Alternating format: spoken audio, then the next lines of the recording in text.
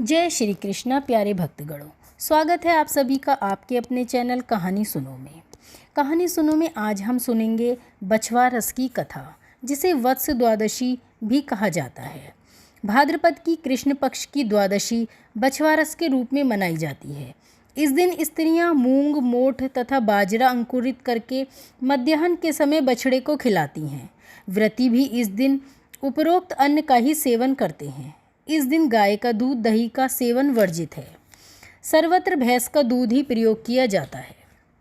श्री कृष्ण भाद्रपद कृष्ण पक्ष की द्वादशी को पहली बार जंगल में गौ बछड़े चराने हेतु गए। माता यशोदा ने कृष्ण को पूरी तरह सजाकर गौ चराने के लिए भेजा था। पूजा पाठ के बाद गोपाल ने बछड़े खोल दिए। यशोदा ने बलराम से कहा, बछड़ों को चराने दूर मत जाना, श्री कृष्ण को अकेला मत छोड़ना। गोपाल द्वारा गोवत्स चारण की इस पुण्यतिथि का पर्व इसी रूप में मनाया जाता है।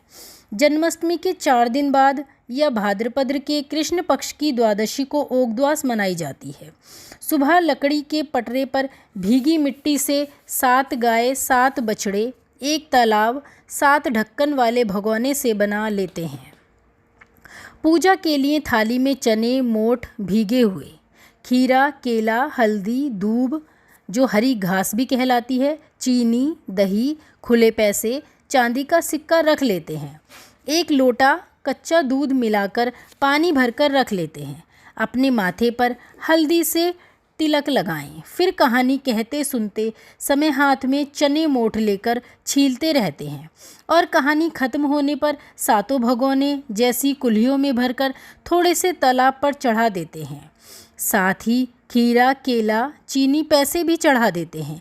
फिर एक परात पटरे के नीचे रखकर पटरे पर तालाब में 7-7 बार लोटे में दूध मिलाकर, जल मिलाकर सब जनी बारी बारी से चढ़ाते हैं और गाय बछड़ों को हल्दी से टीका भी करते हैं। सास, बहू या देवरानी जेठानी मिलकर फिर परात वाला जल, चांदी का सिक्का व दूब हाथ में लेकर पटरे पर चढ़ाती हैं। इसके बाद पटरे को धूप में रखकर और सूखने पर मिट्टी जमुना जी में डलवा देते हैं। बाद में पटरे का सामान कामवाली को दे देते हैं। परात के जल को सब जनी मिलकर सूरज को देती हैं। फिर सीधे हाथ पर 2.5 छिले हुए चने मोठ, दूब, दही, चीनी और उल्टे हाथ पर 1 और आधा छिले हुए चने, मोठ, दूब, दही, चीनी रखकर उल्टे हाथ वाला खा लेते हैं। सीधे हाथ वाला अपने पीछे फेंक देते हैं। फिर थाली में चने, मोठ, रुपए, बेसन के लड्डू, फल रखकर पानी में मिनसकर बायना निकाल देते हैं। ओगद्वास या बछवारस के दिन स्त्रियां पूरा दिन गाय का दूध, चावल, गेहूं नहीं खाती। बेसन व मूंग की दाल की पकौड़ी, पूड़े कुछ भी बनाकर खा जाती हैं। इस दिन व्रत नहीं होता। अब देखेंगे हम इसकी उद्यापन विधि। जिस घर में इसी वर्ष लड़का उत्पन्न हो या लड़के की शादी हो, उस वर्ष पटरे पर 14 गाय, 14 बछड़े और 7 कुल्हियाँ बनती हैं और एक बड़ी थाली या अखबार पर जिसमें चने, मोठ, 1 खीरा, 1 बेसन का लड्डू, 5 या 11 रुपए, 14 जगह ढेरिया बनाते हैं। उन पर साड़ी, ब्लाउज, पैरों पड़ाई के रुपए, मिठाई, फल रखकर बायना मिनसकर सासू जी को पैर छूकर देते हैं। सब घरों में भी 1-1 ढेरी भिजवा देते हैं। उद्यापन वाले वर्ष एक तो प्रतिवर्ष की तरह सामान्य बायना और दूसरा जिसमें साड़ी, ब्लाउज, पैर पड़ाई के रुपए, चने, मोठ, खीरा, लड्डू, मिठाई, उद्यापन वाला बायना निकलता है। अब सुनाते हैं आपको वत्स द्वादशी या फिर ओगद्वास या इसे बछवारस भी कहते हैं, इसकी कथा। एक राजा के 7 बेटे और 1 पोता था।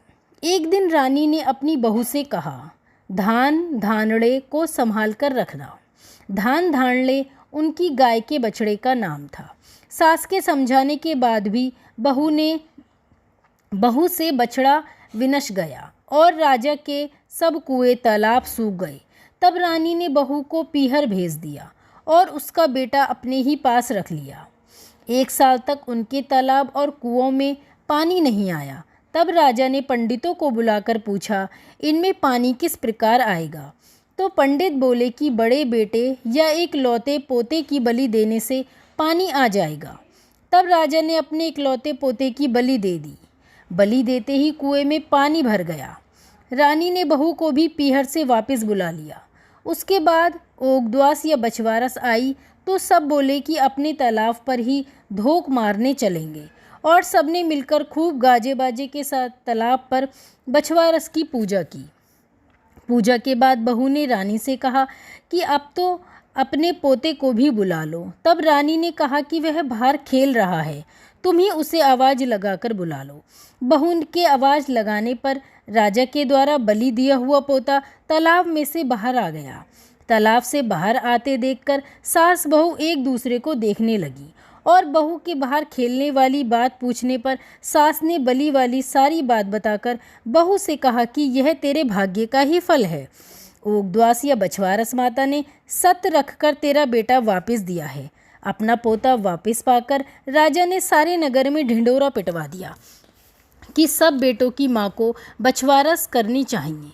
बेटे होने का, बेटे के ब्याह का उद्यापन करना।